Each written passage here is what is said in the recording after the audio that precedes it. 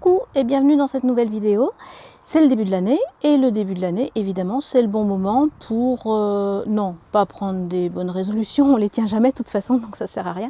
Non, le début de l'année, c'est le bon moment pour commencer un journal, par exemple. Et comme on est sur une chaîne d'art du fil, on va commencer un stitch journal. Alors un stitch journal, c'est comme un journal, sauf qu'au lieu d'écrire, on coud, on brode, on assemble des petits bouts de tissu, on fait des trucs avec du tissu puis des fils. Voilà. Alors en 2024, j'en avais déjà fait un, mais tu l'as jamais vu parce que j'ai commencé ma chaîne en 2025. Alors je vais commencer par te le présenter et puis après je vais t'expliquer un petit peu en quoi celui de 2026 va être différent. L'idée, c'est d'avoir une double page par mois et d'y intégrer une représentation brodée ou cousue de tous les moments positifs du mois. Ouais, j'ai choisi de mettre que le positif parce que j'ai pas envie de me rappeler des moments négatifs. Donc pendant tout le mois, j'écrivais des mots-clés sur un petit bout de papier, par exemple fou rire entre potes ou moment d'émerveillement dans la nature ou aventure épique dans un jeu vidéo, etc. Et à la fin du mois, j'assemblais des tissus et des broderies qui représentaient tous ces mots-clés. Le petit papier de chaque mois trouve sa place dans une petite poche. Non, je ne te montrerai pas ce qui est écrit dessus. Alors tu vas me dire, mais comment on représente un fou rire, un moment d'émerveillement ou des sensations abstraites avec du tissu? Eh bien, dans ce cas précis, ma synesthésie m'aide beaucoup.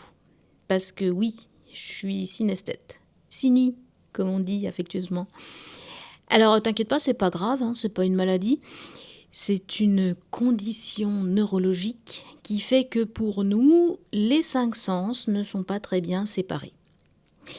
Il existe plus de 60 types de synesthésie et on continue encore d'en découvrir aujourd'hui d'ailleurs. Mais parmi les plus courantes, ça implique surtout les couleurs. Pour beaucoup de cynises, les sons, les goûts, les odeurs, les émotions, les lettres, les chiffres ont des couleurs. Mais il y a aussi des personnes pour qui un goût émettra un son, d'autres pour qui un chiffre aura un genre et une personnalité. C'est une association involontaire, innée, constante et sauf accident, permanente. Bref, si la synesthésie t'intéresse, je te mets un lien en description vers une vidéo qui l'explique très très bien.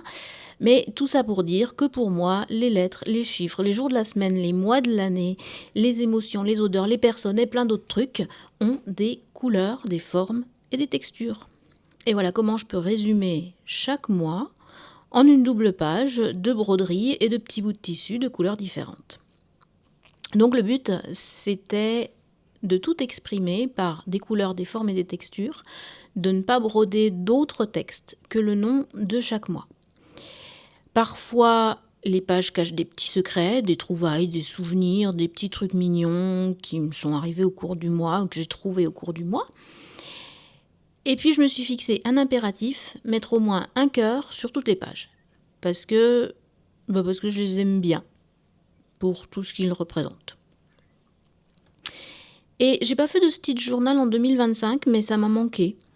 Alors pour 2026, j'ai envie de revisiter le concept.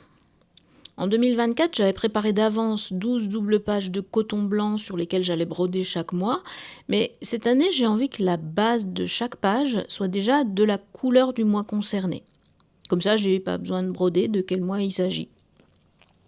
Il suffit juste de laisser quelque part sur la page un endroit où la couleur de fond est visible et moi je referai l'association automatiquement. Cette couleur-là, c'est ce mois-là. Et il ne me reste plus qu'à y broder les émotions et les souvenirs que je voudrais immortaliser. Alors cette fois, pas de petit papier, parce que mes mots-clés, je les mets sur mon téléphone, comme ça je peux l'emmener partout avec moi. Et le challenge, ça va être de tout exprimer grâce au tissu et au fil. Par contre, je me garde la possibilité d'ajouter des petits secrets parce que c'est sympa. Et à partir du milieu de chaque mois, en fonction des mots-clés que j'aurai déjà, je pourrai déjà commencer à envisager les couleurs, les textures, les formes, commencer à travailler, à les assembler. Et puis pendant la deuxième moitié du mois, j'ajouterai le reste pour finir ma double page. Alors, là, je t'entends. Si, je t'entends. Si. Tu es en train de dire ouais, mais moi, je suis pas synesthète, mes émotions, elles ont pas de couleur, alors comment je fais mon style journal ? Par exemple, tu peux faire comme on fait pour les mood blankets au crochet. Tu peux décider à l'avance quelle couleur ou carrément quel tissu tu vas attribuer à chaque émotion ou à chaque humeur. Par exemple, tu décides que la joie, c'est ce coton à fleurs, que la tranquillité, c'est ce Vichy bleu, et qu'un moment agréable en famille, c'est ce velours rouge. Tu notes toutes tes émotions positives, tes activités joyeuses qui te passent par la tête sur ce que tu veux, un papier sur ton téléphone, et tu leur attribues le tissu que tu veux en fonction de tes goûts, puis en fonction surtout des chutes de tissu que tu as et que tu voudrais bien utiliser depuis des années. Tu gardes des souvenirs des bons moments, des tickets de ciné, des billets d'entrée, des stickers, et tu mets tous ces petits secrets planqués dans les pages que tu auras brodées. Alors si tu as envie de partager ton stitch journal sur les réseaux, je serais très contente que tu me tagues, @yemi&co, Instagram, Facebook, partout c'est @yemi&co. Et on se donne rendez-vous en fin d'année pour relier toutes les pages et voir le résultat. Ou peut-être qu'on fera quelques points intermédiaires avant, tiens, on verra. Allez, à bientôt pour une nouvelle vidéo.